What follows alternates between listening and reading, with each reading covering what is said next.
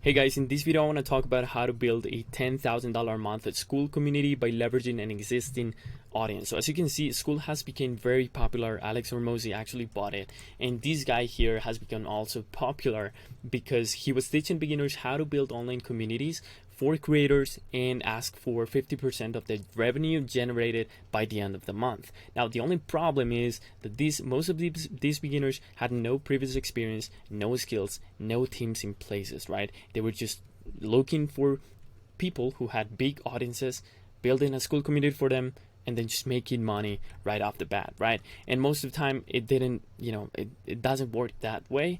And don't get me wrong, like, the business model works and there's a lot of money to be made on the Skool.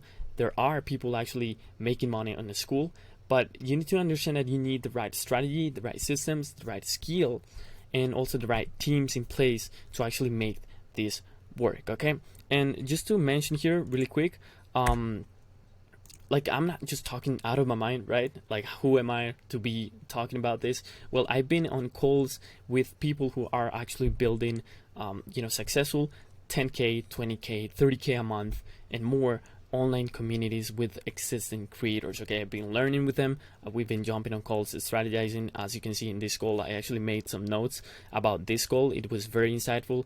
I made the notes, and that's why I also wanted to create this video. So again, I've been learning and working alongside them and learning a bunch of stuff. Okay, this is pretty much what Eddie charges, I don't know, for his course, $500, something like that.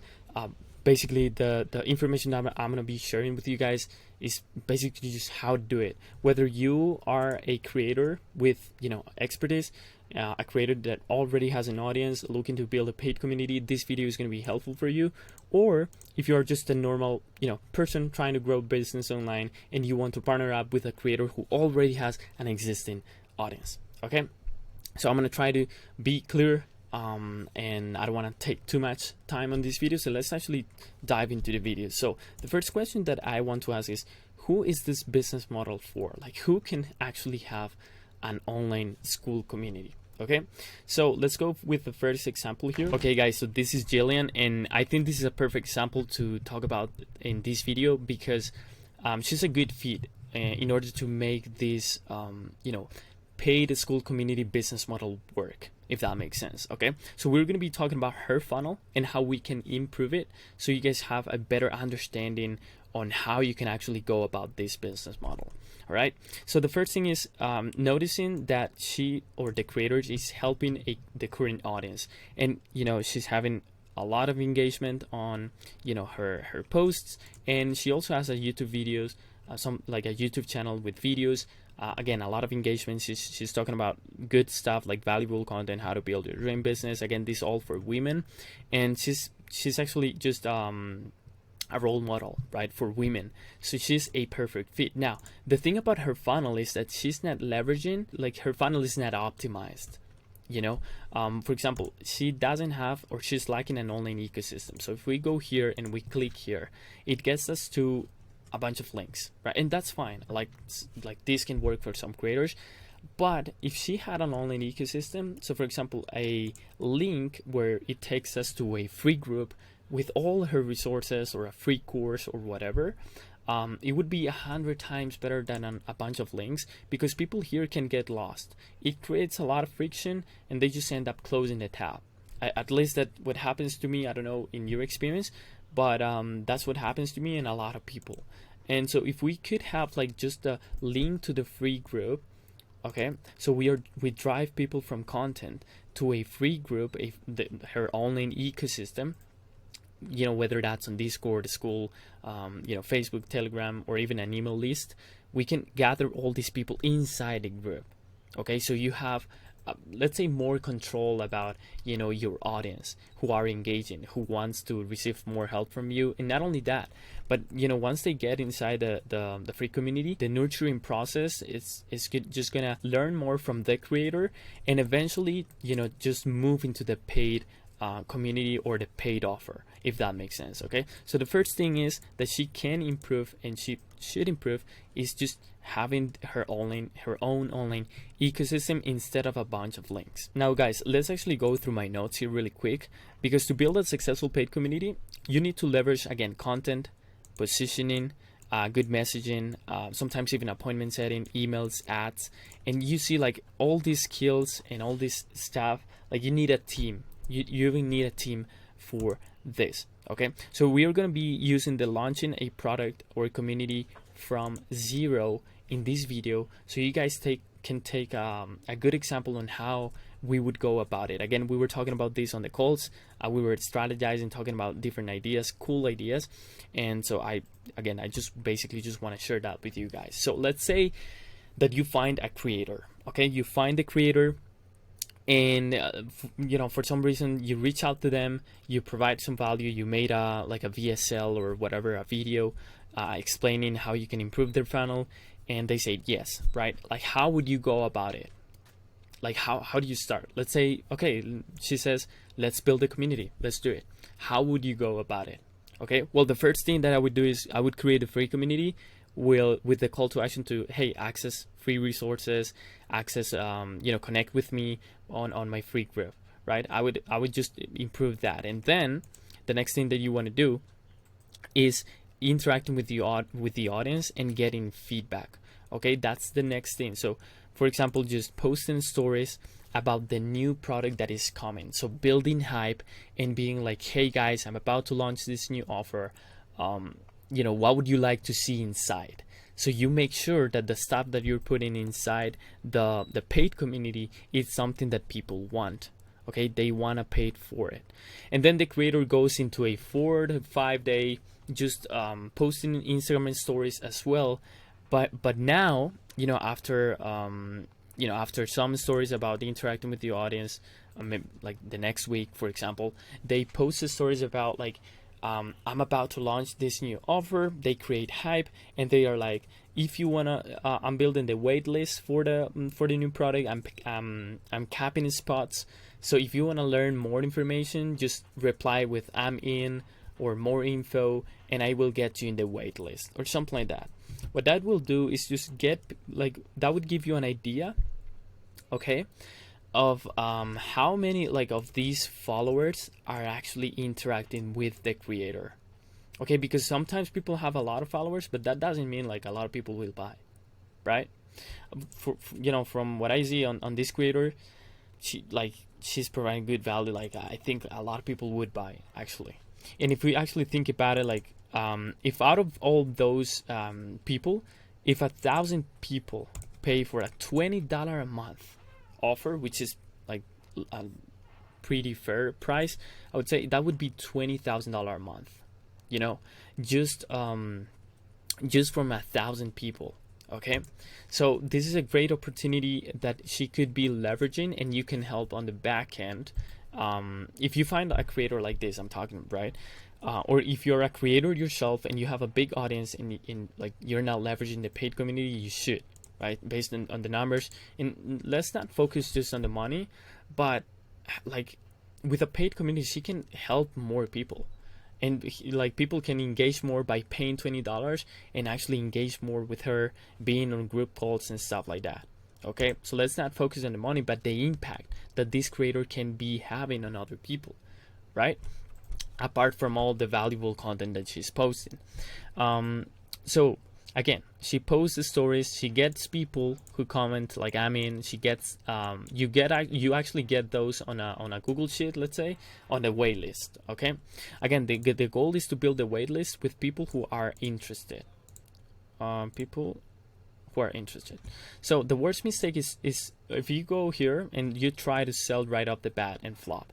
So for example, you start working with this creator and you're like, okay, let's just start, and you just build the paid community with the product, and then you just launch it and it flops. Like people, maybe some people buy. Again, this creator has a lot of leverage, but some creators don't. Okay, so maybe the offer can just flop and the creator can be like, okay, no one's joining, no one's buying, right? That's why you want to create, you want to see how many people are interacting with the creator, and you want to build that hype and that pre-launch and that wait list. Okay, again, why this happens? Because some creators have a big following full of low intent people. Okay, and I'm going to be explaining what low intent people and high intent people are. Okay, so by building the wait list, we make sure we have high intent people ready to buy by the time of the launch.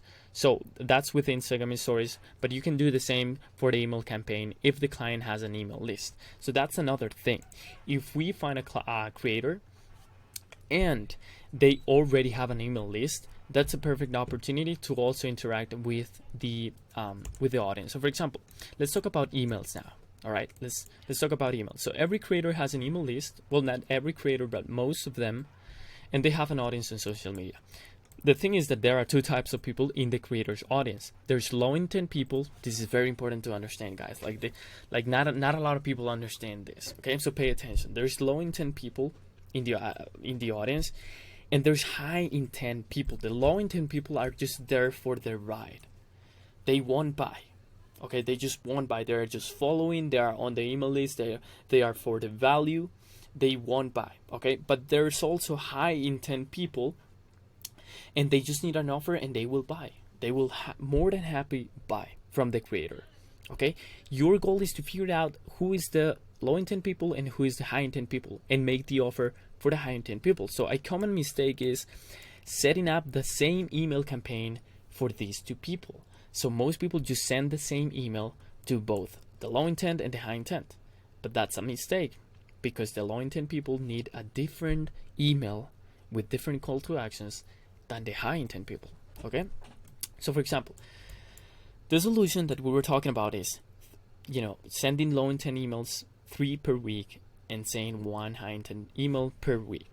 Again, this is just an example depending on the creator and how many emails they want to send, but this is most of the time the case in the numbers that you want to be sending per week on with a creator to their email list. Okay, so the low intent emails a week, this would be 3, and in 1 out of 2, maybe 1 or 2, a call to action to a free asset, maybe a case study from someone on the paid community, maybe a little training, just some asset that they can share for free. Okay, so the people who, this is to the low intent people, the low intent audience. The people who click on these offers, okay, they become part of the high intent people that want to buy. Okay, so I don't whether you're using I don't know, MailChimp or Kajabi or whatever platform that you're using, you have the feature to be okay, you have the list of low intent people. If they actually click on the link, you can move them to the high intent people list. Okay, and then you go ahead and once a week you make an offer with a call to action for the high intent people on the list. Okay, so you are like, hey, I'm opening spots for this new offer, I'm offering this new discount, I'm capping spots on my paid community or my one-on-one coaching or whatever. If you want to learn more about it, or if you want to get on the wait list, click the link and fill out the form or something like that, and you will be on the email list. Okay, so that's low intent people and high intent people explained, and again, you can find them on the email list and on the actual audience. Okay, so that's the thing about emails. Now, when you actually launch a product, here's actually how the launch the cycle looks like. Okay, because at the very beginning, let's say you have the creator, you have the product, you have the paid community and everything, you have the offer, you already interacted with the people, right? What happens at the time of the launch? At the time of the launch, it's a lot of hype, a lot of the boost phase, right? A lot of people buying, a lot of hype, stories, but then the product, the offer dies a little bit out. Okay, it dies a little bit out, and it creates slow engagement because the creator will be building the results and the case studies in this phase. The offer will die a little bit, okay, just because the creator will be again building case studies and stuff like that. And then what will happen is that you start building case studies, results, people will start commenting, getting results depending on the course and depending on what the creator is helping the audience about, whatever his whatever the paid community has, right? They will start building case studies, social proof, and then you get back to good momentum again. And this is the scaling phase. All right, so a lot of people think they launch and it's just gonna go up. Again, depending on the audience, that can happen, but most of the time it just, very high at the beginning, it dies out a little bit, and then it scales.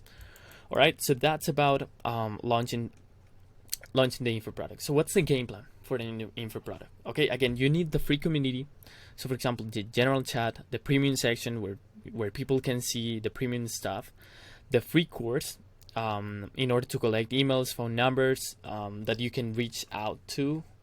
So for example, if you have a free course, make sure you have an opt-in page where you can actually just gather the the person's email, the people who want to get the free course, in order to be able to add and build the email list as well. Okay, and then you're going to be able to run email campaigns to low and high intent people. Okay, and then this is just an example, but the creator can run like 3 to 5 live calls per week. One call is free and the other ones are paid, but the members of the free community can only see, they just can see the calls, but they can access the calls. Okay, so it creates FOMO.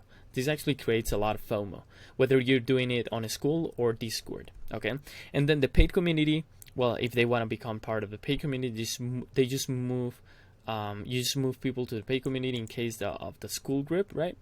You can do it by having the landing page, the whoop, if that's on Discord. Okay, now how would the pricing structure look like? Well, the pricing structure would look like, if it is a one-time payment course, if operating at low levels, you would want to do like a one-time 197 full access to the course and the live Skool.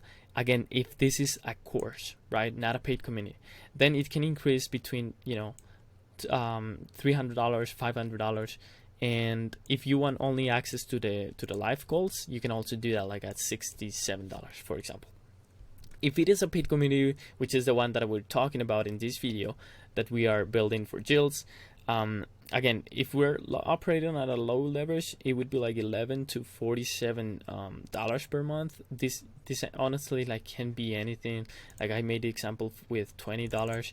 Imagine Jillian making like a 47 per month, and like I don't know, like again 1,000 people interact with it.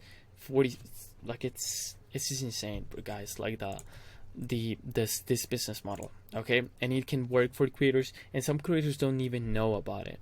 So if you're looking to help a creator, again, you need to know that you need the strategy, you need the skills, and hopefully you are learning from this video, right? And then how you can go about pricing this stuff. So you can, for example, if you have a team, if you need to edit content for the creator, if you need an appointment setter or stuff like that, you can charge anywhere from, depending on your case studies and your results, like you can charge 1,000, 2,000, anywhere from there to cover team members and the build fee. Okay, and then you tell the client, hey, we're gonna get an ROI for you of anywhere between these numbers, right? So for example, if I was to work with Jillian, I would be like, hey Jillian, we can easily make you on a $20 offer.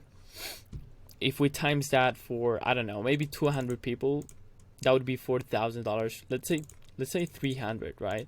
So times $20 for 300 people, we can make you $6,000 on the first 30 days, let's say, of launch, before launching and at the time of the launch. So I promise that, and it shouldn't be difficult to hit this ROI, because we want to work with clients who already have leverage, like people like Jillian, right? And then the client's leverage would be either their big following or expertise or both. Okay, and this offer can be charged as a pay in full retainer, so the team, and then the revenue share. Okay, but you start charging the retainer to start working for the creator, setting up the Skool community and everything. And once the client hits the target, in this case the example is like $6,000, we can start charging the revenue share. And that's what I wanted to share in this video, because a lot of people like using like Eddie Cumberbatch, they just go ahead and for the 50% revenue share just right away. right? And again, we like some creators are like, no, I just don't want to give like half of the business revenue just like that. Well, you can promise a target goal, and once you make it work, and they're like, okay, this is working, you can ask for revenue share, whether 30%, 40%, whatever. Okay. Then you obviously have the pitch example. You can pause the video. I think it's getting too long now. You can pause the video. You can look at the pitch example, how you can acquire clients. Okay, the client acquisition, and yeah, that would be basically it for this video, guys. I hope you got like some good value. Again, if you want this document, I actually have a WhatsApp group, link on the description, where you can join if you want to learn more about these strategies. If you want to launch, if you're a creator that wants to launch your paid community or leverage this business model, you can go ahead and join the WhatsApp group, or you can even book a call with me. We can talk about it to see if this like system actually works for you. Okay, so other than that, hope you liked the video, and I see you in the next one.